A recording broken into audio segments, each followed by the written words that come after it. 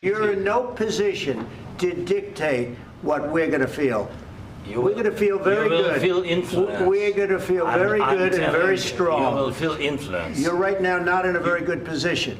You've allowed yourself to be in a very bad position, and he happens to be right about it. From the very beginning of the war. You're not in a good position. You don't have the cards right now.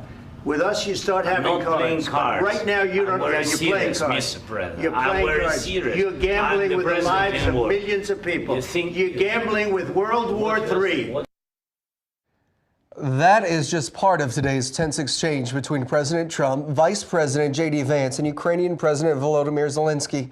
It came during a high-stakes meeting in the Oval Office. Zelensky was in Washington to sign an agreement that would give the U.S. access to his country's mineral resources.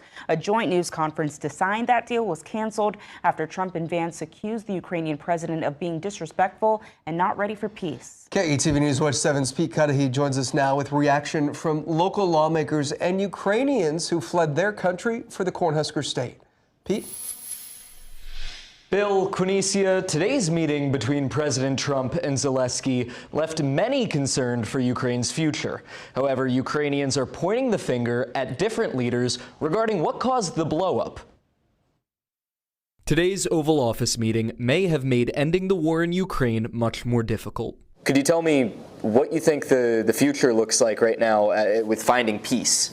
Well, peace is going to be hard after today. With some Ukrainians blaming the White House. It seemed like the problem was more so on the American side, where especially J.D. Vance seemed that he had an intention to kind of provoke Volodymyr Zelensky. And others blaming the leader of their nation. So are you putting the blame of how today's meeting unfolded on Zelensky? He was triggered.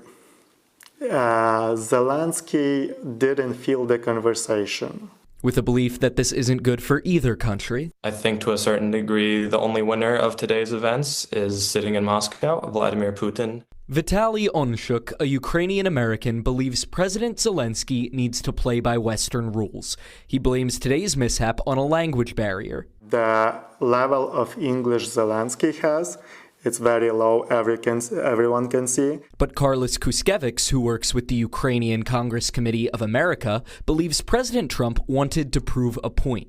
So I think that this might have been geared more towards a domestic audience to show that the United States is going to stand up to its partners. Regardless of who is being blamed, one sentiment is shared. This is what Russia wants. They're celebrating they feel a sense of weakness on both sides, in Ukraine and United States. Despite having different opinions on whose fault it was, both Ukrainians I spoke to want peace, emphasizing a need for security guarantees and hoping that this was just miscommunication that both the U.S. and Ukraine can get past.